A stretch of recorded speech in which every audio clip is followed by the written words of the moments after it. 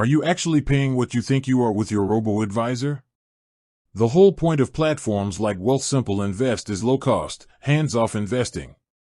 They advertise clear, headline management fees, typically around 0.40 to 0.50%, and that sounds great, especially compared to traditional financial advisors. But the truth is, a single, low percentage doesn't tell the full story. There are hidden costs that stack up, creating a total fee structure that you need to understand. We're talking about fee stacking, and it could be silently eroding your returns. Let's break down the main visible cost, the investment management fee. For Wealthsimple, this is the 0.5% or 0.4% they charge on your assets under management, depending on your account size. This fee is what you pay them for the convenience of picking your investments, rebalancing your portfolio, and reinvesting your dividends. It's clear, it's transparent, and it's automatically deducted from your account. Now for the hidden fees, the ones that stack on top of that management fee. The biggest one is the management expense ratio, or MER. Your Wealthsimple portfolio is made up of exchange-traded funds, or ETFs. These ETFs are managed by companies like Vanguard or BlackRock, and those companies charge a fee to run those funds.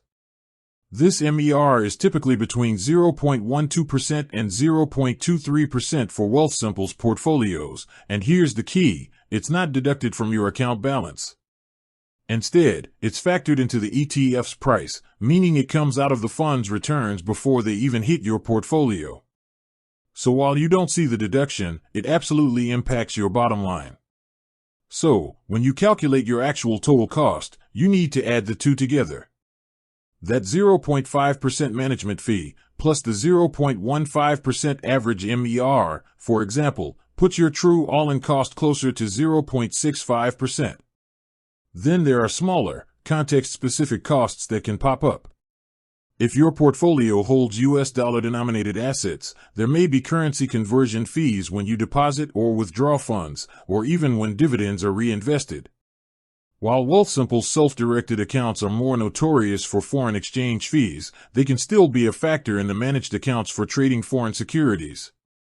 The goal here isn't to scare you away from robo-advisors. They are still fundamentally a very low-cost and efficient way to invest, and Wealthsimple is quite transparent about these fees in their legal documents. The goal is simply to be a smart investor. Don't just look at the headline 0.5%.